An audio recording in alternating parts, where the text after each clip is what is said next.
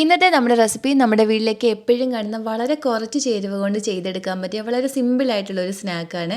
ഒരു 5-10 മിനിറ്റ് കൊണ്ടൊക്കെ തന്നെ നമുക്കിത് ചെയ്തെടുക്കാൻ പറ്റും. അപ്പോൾ നല്ല ടേസ്റ്റി ആയിട്ടുള്ള ഈ ഒരു പലഹാരം എങ്ങനെയാണ് ചെയ്തെടുക്കുന്നത് നോക്കാം.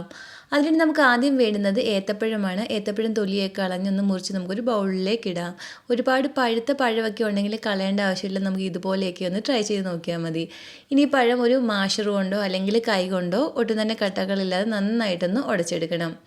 ഇപ്പോൾ നമ്മൾ പഴം ഇവിടെ ഇതുപോലെയൊന്ന് ഉടച്ചെടുത്തിട്ടുണ്ട്. ഇനി നമുക്കിതിലേക്ക് കുറച്ച് ചേരുവകൾ കൂടി ചേർത്ത് കൊടുക്കണം. ആദ്യം വേണ്ടുന്നത് പഞ്ചസാര പൊടിച്ചതാണ്. ഒരു 3 ടേബിൾ സ്പൂൺ പഞ്ചസാര പൊടിച്ചത് എടുത്തിട്ടുണ്ട്. അത് നമുക്കിതിലേക്ക് ചേർത്ത് കൊടുക്കാം. ഇതിൻ്റെ കൂടെ തന്നെ ഒരു 1/2 കപ്പ് വറുത്ത അരിപ്പൊടി കൂടി നമുക്കിതിലേക്ക് ചേർത്ത് കൊടുക്കണം. ഇനി ഒരു 1/4 കപ്പ് തേങ്ങ ചിരകിയത് കൂടി നമുക്കിതിലേക്ക് ചേർത്ത് കൊടുക്കാം.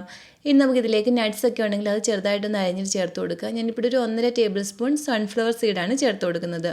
ഇനി ഒരു 1/2 ടീസ്പൂൺ ഏലക്കാപ്പൊടിയും ഒരു 1/4 കപ്പ് പാലും കൂടി ഒഴിച്ചുകൊണ്ട് നമുക്കിതെല്ലാം കൂടി നന്നായിട്ടൊന്ന് മിക്സ് ചെയ്തെടുക്കാം. നമ്മളിങ്ങനെ മിക്സ് ചെയ്തെടുക്കുമ്പം ഒരുപാട് ലൂസാണെന്ന് തോന്നുകയാണെങ്കിൽ ഒരല്പം അരിപ്പൊടിയും കൂടി ചേർത്ത് കൊടുത്താൽ മതി. കൈകൊണ്ട് എണ്ണയ്ക്കകത്ത് എടുത്തിടാൻ പറ്റുന്ന ആ പരുവത്തിന് വേണം നമ്മളിതൊന്ന് മിക്സ് ചെയ്തെടുക്കാൻ. അതുപോലെ തന്നെ നിങ്ങൾക്ക് വീഡിയോ ഇഷ്ടപ്പെടുകയാണെങ്കിൽ ഇതുപോലുള്ള റെസിപ്പികൾക്ക് ഈ ചാനൽ സബ്സ്ക്രൈബ് ചെയ്യാനും നിങ്ങളുടെ അഭിപ്രായം വീഡിയോയുടെ താഴെ കമൻറ്റായിട്ട് അറിയിക്കാനും മറക്കല്ലേ. ഇനി നമുക്കിതൊന്ന് ഫ്രൈ ചെയ്തെടുക്കുന്നതിനായിട്ട് ഒരു പാനിലേക്ക് എണ്ണ ഒഴിച്ചു കൊടുക്കാം. എണ്ണ നന്നായി ചൂടായ ശേഷം തീ ഒരു മീഡിയം ഫ്ലെയിമിൽ വെച്ചിട്ട് നമുക്കിത് കുറേശ്ശെയായിട്ട് എടുത്ത് എണ്ണയിലേക്ക് ഇങ്ങനെ ഇട്ട് കൊടുക്കണം. തീ ഒന്ന് കുറച്ച് വെച്ച് തന്നെ വേണം നമ്മളിതൊന്ന് ഫ്രൈ ചെയ്തെടുക്കാൻ.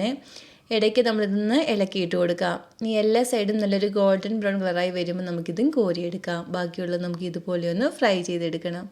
അങ്ങനെ ഏത്തപ്പഴം വെച്ചിട്ട് വളരെ സിമ്പിളായിട്ട് ചെയ്തെടുക്കാവുന്ന വളരെ ടേസ്റ്റി ആയിട്ടുള്ള പലഹാരം ഇവിടെ റെഡി ആയിട്ടുണ്ട്.